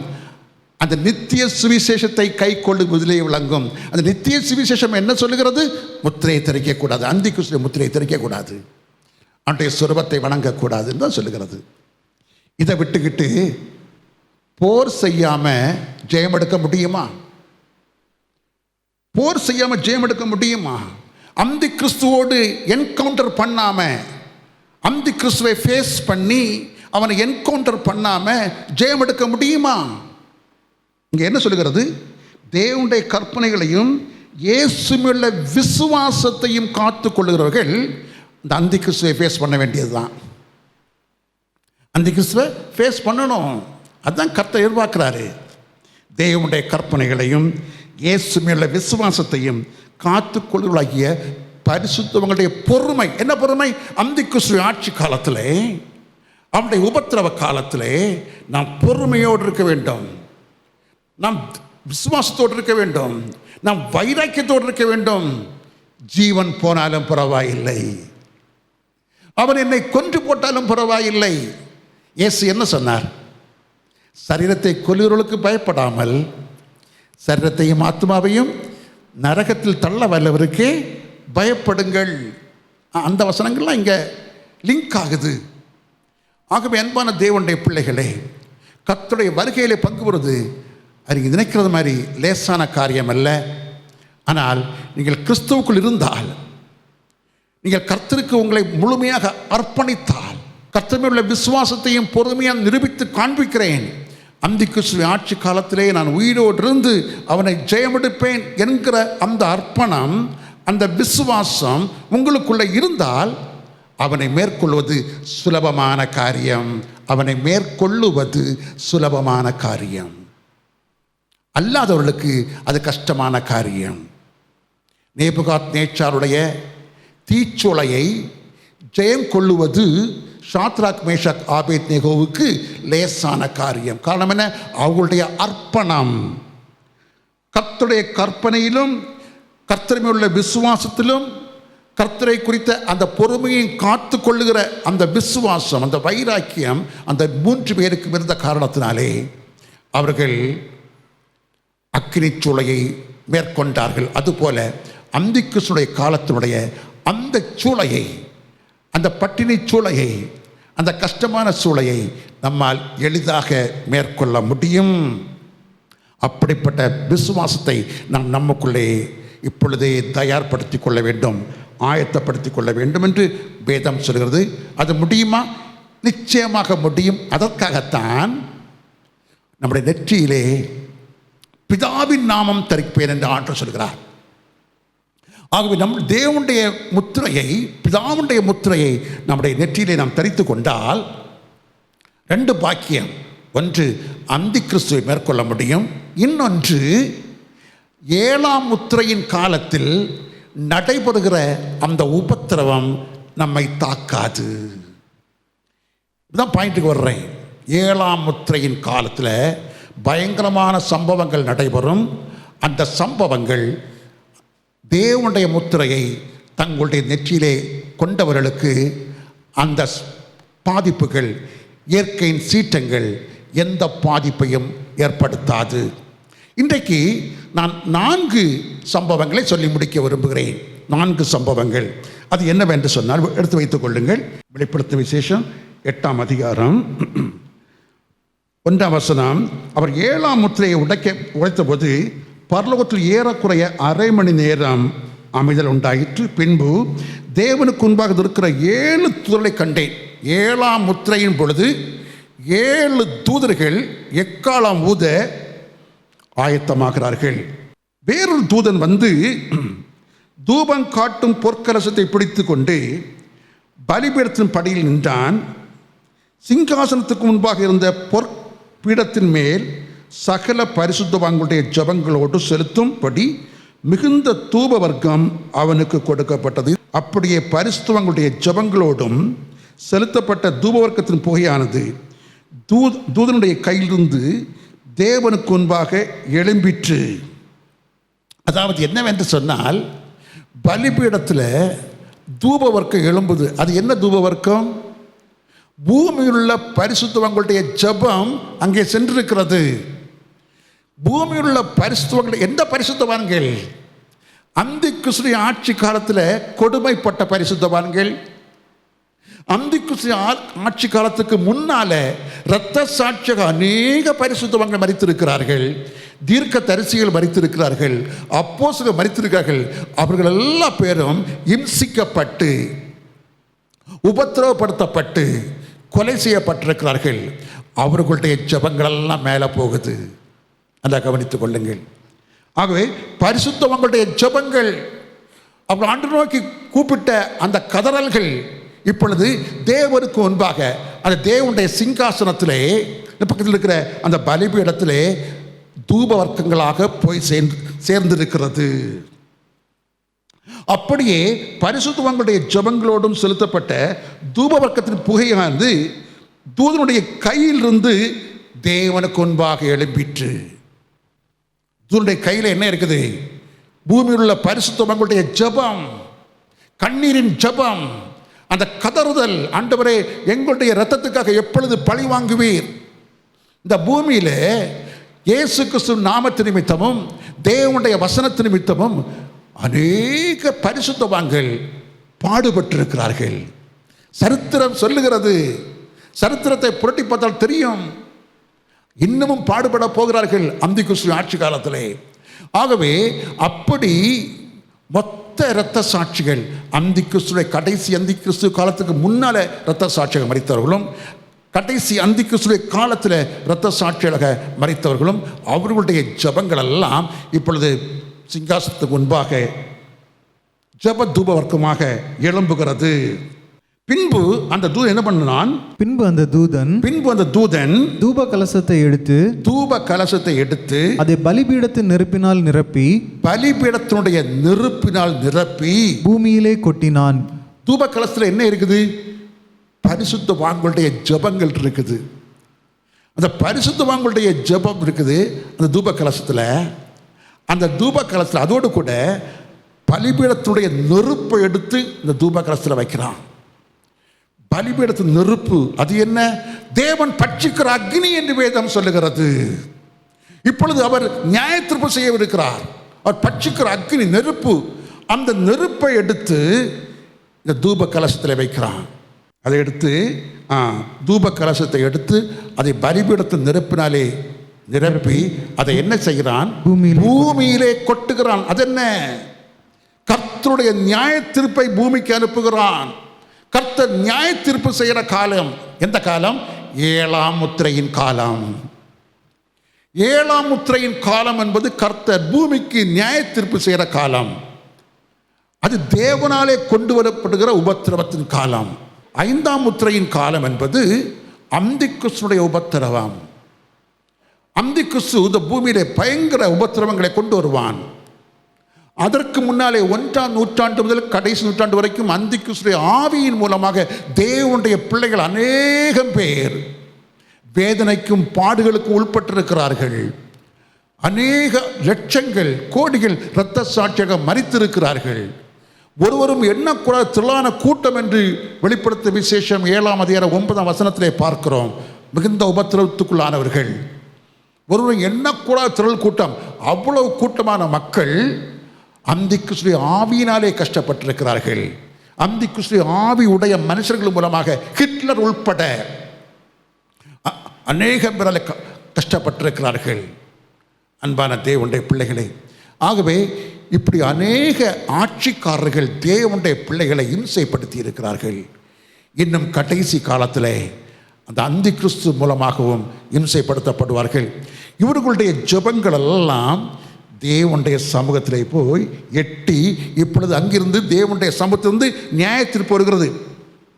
அந்த தூதன் பலிபீடத்தின் நெருப்பை எடுத்து தன்னுடைய தூப கலசத்தை வைத்து அந்த நெருப்பை பூமியிலே கொட்டினான். அப்பொழுது என்ன ஆகிறது? உடனே சத்தங்களும் இடி முழக்கங்களும் மின்னல்களும் பூமி அதிர்ச்சியும் உண்டாயின. அப்பொழுது 7 எக்காலங்களை உடைய 7 தூதர்கள் எக்காலம் ஊதுகிறதற்கு தங்களை ஆயத்தப்படுத்தினார்கள். அந்த 7 எக்காலங்களை உடைய 7 தூதர்கள் தங்களுடைய எக்காலங்களை ஊதற்கு தங்களை ஆயத்தப்படுத்தினார்கள். முதலாம் தூதன் எக்காலம் ஊதினான். அப்பொழுது இரத்தம் கலந்த மழையும் அக்னியும் உண்டாகி பூமியிலே கொட்டப்பட்டது. பாருங்க, முதலாம் தூதன் எக்காலம் ஊதினான். எக்காலம் ஊதின உடனே என்ன ஆகிறது? இரத்தம் கலந்த கல்மழை, அக்னி, கல்மழையும் அக்னியும் உண்டாகி பூமியிலே கொட்டப்பட்டது. இது கர்த்தருடைய நியாய தீர்ப்பு. யாரை நியாயம் தீர்க்கிறார்? சிருஷ்டிகரை மதியாமல், சிருஷ்டிகரை விசுவாசிக்காமல், இரட்சகர் தருகின்ற ரட்சிப்பையும் வேண்டாம் என்று சொல்லி தேவனுடைய பிள்ளைகளுக்கு உபத்திரவம் கொடுத்த அந்த மக்கள் மீது இப்பொழுது கர்த்தருடைய நியாய தீர்ப்பு வருகிறது. கர்த்தர் நியாயம் செய்கிறார். பூமியிலே அது கொட்டப்பட்டவுடன் என்ன ஆயிற்று? மரங்களில் 1/3 வெந்து போயிற்று. பசும்புல்லெல்லாம் எரிந்து போயிற்று. ஒரு பெரிய வறட்சியை ஆண்டு இங்கே அப்போகலிப்ஸ் மறைபொருளாக சொல்லுகிறார். ஆகவே முதலாம் தூதன் எக்காலம் ஊதுகிற பொழுது என்ன ஆகுது? ஒரு பெரிய வறட்சி பூமியிலே வரும். அந்த வறட்சி பூமியில் வருகிற பொழுது ஒரு பெரிய பாதிப்பு, ஒரு பெரிய பஞ்சம் பூமியிலே உண்டாகும். 2ஆம் தூதன் எக்காலம் ஊதினான். அப்பொழுது அக்னியினால் எரிகிற பெரிய மலை போன்றதொன்று சமுத்திரத்திலே போடப்பட்டது. அப்பொழுது அக்னியினாலே எரிகிற பெரிய மலை போன்ற ஒன்று சமுத்திரத்திலே போடப்பட்டது. அதனால் சமுத்திரத்தில் 1/3 பங்கு இரத்தமாயிற்று. அதனாலே சமுத்திரத்திலே 1/3 பங்கு இரத்தமாயிற்று. 2வது உபத்திரவம் என்னவென்று சொன்னால், சமுத்திரம் முழுவதும் மூன்றில் ஒரு பங்கு இரத்தம் போலாகிவிடும். சமுத்திரத்திலே மூன்றில் ஒரு பங்கு இரத்தம் போலாகிவிடும். ஆகவே மூன்றில் ஒரு மச்சங்கள் அவைகள் செத்து போகும்.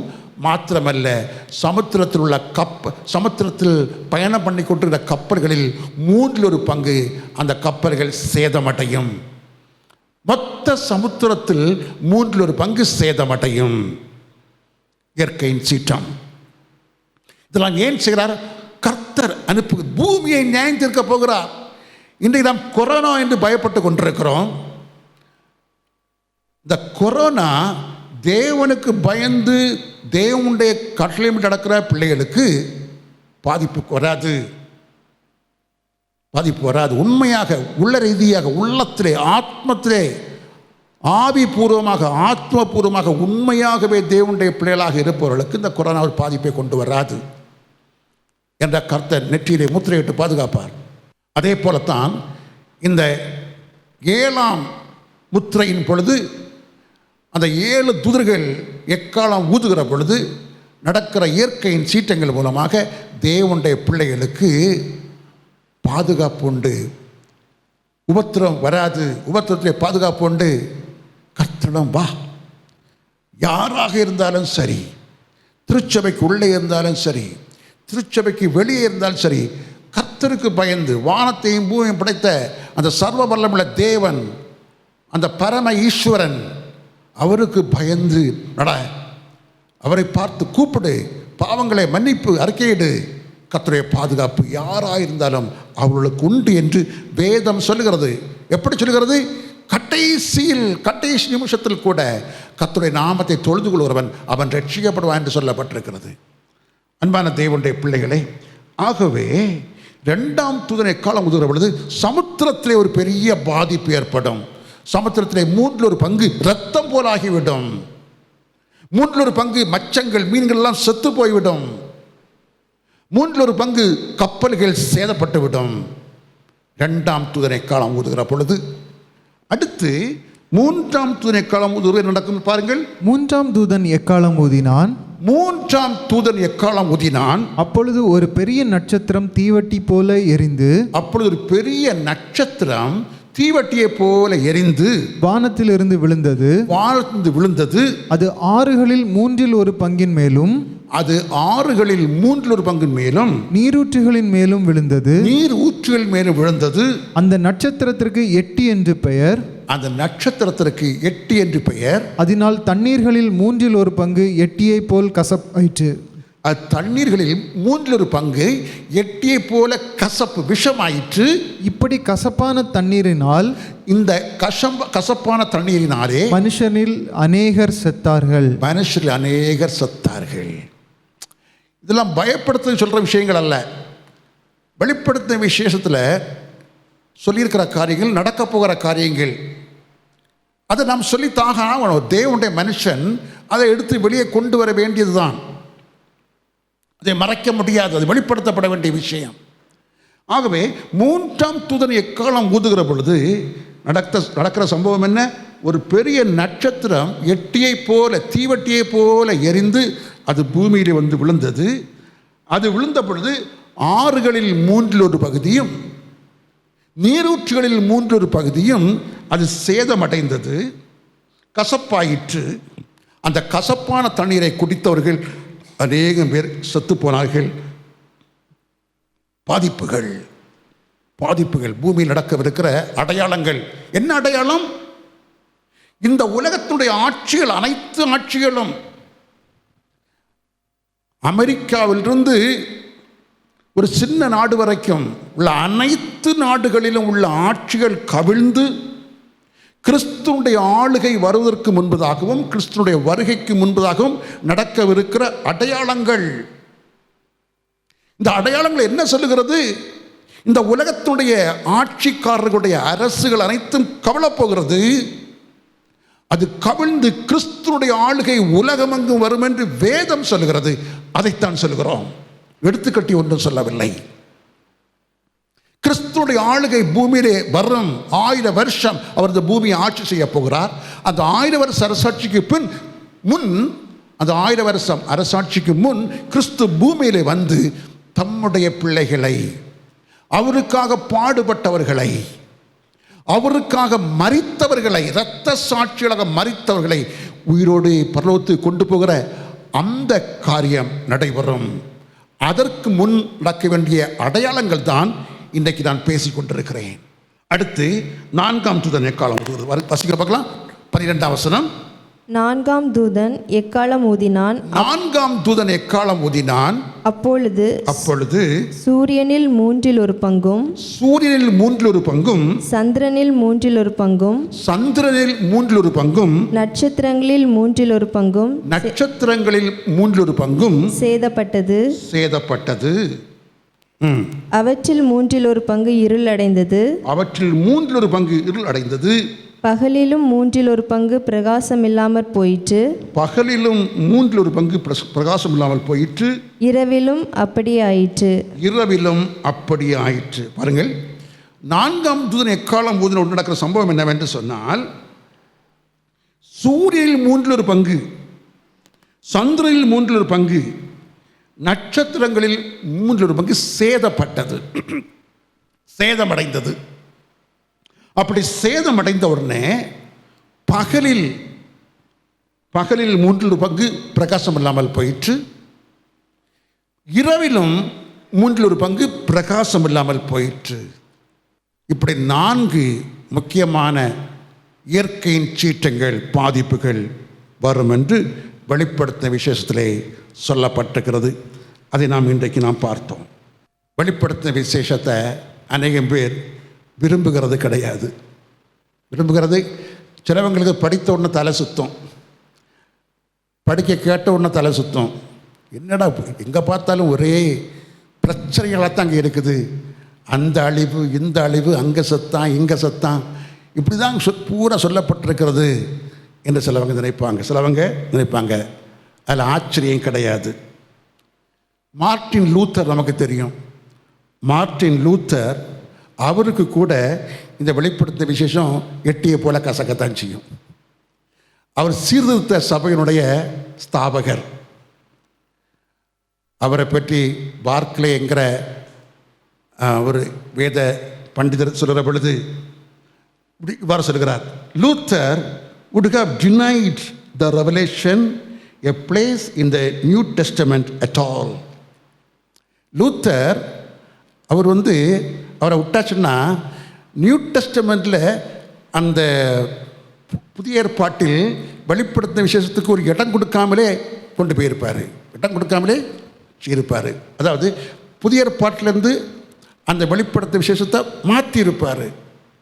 அந்த அளவுக்கு அவருக்கு அந்த வெளிப்படுத்தின விசேஷம் அவருக்கு பிடிக்கலை. காரணம் என்ன தெரியுமா? அவர் சொல்கிற சில ஆதாரங்களை சொல்கிறாரு. Luther said, Christ is neither taught or acknowledged in the book of Revelation. கிறிஸ்து வெளிப்படுத்தின விசேஷத்தில் அவர் காட்டப்படவே இல்லை. கிறிஸ்துனுடைய இரக்கம், கிருபையை பற்றி அங்கே பேசவே இல்லை. பரிசுத்த ஆவியானவருடைய அந்த குணத்தை பற்றி அங்கே பேசவே இல்லைன்னு சொல்கிறாரு. அதே போல தான் இன்னொரு பெரிய வேத பண்டிதர்னு சொல்கிறாரு, ஸ்விங்க்லி என்பவரும் இதே தான் சொல்கிறாரு. இதுக்கு காரணம் என்ன? இந்த பெரிய பெரிய வேத பண்டிதர் என்ன சொல்கிறாங்கன்னா, வெளிப்படுத்தின விசேஷத்தில் கிறிஸ்துடைய அன்பை காணல, கிறிஸ்துடைய கிருபையை காணல, ரட்சிப்பை பற்றி பேசவே இல்லை. ஆகவே இது தேவையா? இந்த அப்போகாலிப்ஸ், இந்த டெஸ்டிமனிஸ், இந்த விஷன்ஸ் எல்லாம் தேவையான்னு பெரிய பெரிய வேத பண்டிதர்லாம் கேட்குறாங்க. நம்ம ஒன்று புரிஞ்சுருக்கணும். அந்த மார்ட்டின் லூத்தர் இப்போ இருப்பார்னா நான் அவருக்கு சொல்லியிருப்பேன், இப்போ இருப்பார்னா நான் அவர்கிட்ட சொல்லியிருப்பேன். அது என்னன்னா, ஐயா, இந்த வெளிப்படுத்தின விசேஷம் கிறிஸ்துவின் கிருபையை பற்றி பேசுகிற விசேஷம் அல்ல. வெளிப்படுத்தின விசேஷம் கர்த்தருடைய நியாயத்தீர்ப்பு நாளை குறித்து பேசுகிற விசேஷம். கடைசி காலம், கர்த்தர் நியாயம் செய்கின்ற காலத்தை குறித்து, அந்த காலத்தின் சம்பவங்களை குறித்து பேசுகிற புஸ்தகம் தான் இந்த வெளிப்படுத்தின விசேஷ புஸ்தகம் என்று நான் அவருக்கு சொல்லியிருப்பேன். இப்போ அவர் இருப்பார்னா. அன்பான தேவனுடைய பிள்ளைகளை, காலங்கள் இருக்குது. இந்த வெளிப்படுத்தின விசேஷம் கிறிஸ்துவுடைய கிருபையின் காலம் முடிந்து நியாய தீர்ப்பின் காலம் ஆரம்பிக்கிற பொழுது நடக்கிற சம்பவத்தை தேவன் தம்முடைய ஊழியக்காரனுக்கு வெளிப்படுத்தி இருக்கிறார். It is a book of blessing. அது ஒரு ஆசீர்வாதத்தின் புஸ்தகம். சில ஊழியக்காரங்களுக்கு இந்த வெளிப்படுத்த விசேஷத்தினுடைய இந்த நல்ல தன்மை தெரியாது. அது அப்படி இருக்கு இப்படி இருக்கு என்று அதை குறை சொல்லுகிறாங்க. ஆனால் வெளிப்படுத்த விசேஷத்தை குறித்து ஆவியானவர் என்ன சொல்லுகிறார்? வெளிப்படுத்த விசேஷம் 1ஆம் அதிகாரம் 3ஆம் வசனத்தை வாசிக்க பார்க்கலாம்.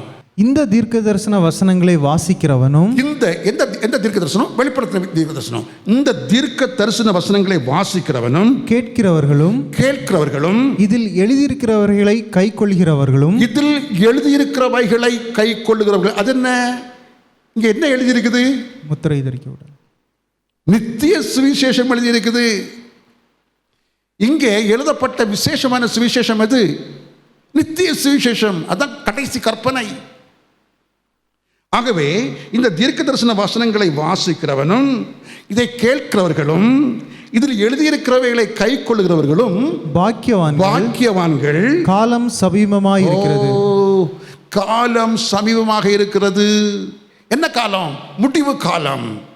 அன்பான தேவனுடைய பிள்ளைகளே, இதை தவிர அந்த 7 சபைகளுக்கும் ஆவியானவர் சில காரியங்களை சொல்லுகிறார், எழுதுகிறார். அவைகளையும் கை கொள்கிறவன். ஆகவே இந்த வெளிப்படுத்தும் விசேஷம் யாருக்கு எழுதப்பட்டிருக்கிறது என்று கேட்டால், அந்திக்கிறிஸ்து ஆட்சி காலத்திலே பூமியிலே இருப்பவர்களுக்கு தானே தவிர அந்திக்கிறிஸ்து ஆட்சி காலத்துக்கு முன்னாலே மரித்தவர்களுக்கு அல்ல. மார்ட்டின் லூத்தர் அவர் முன்னாலே மரித்து விட்டார். அந்திக்கிறிஸ்து ஆட்சி காலத்தில் அவர் உயிரோடு இல்லை. ஆனால் அந்திக்கிறிஸ்து காலத்தில் உயிரோடு இருக்கிற நாம், உயிரோடு இருக்க போகிற நாம், நமக்கு இந்த வெளிப்படுத்த விசேஷம் மிக மிக மிக முக்கியம். அதுதான் நமக்கு ஜீவனாக இருக்கிறது.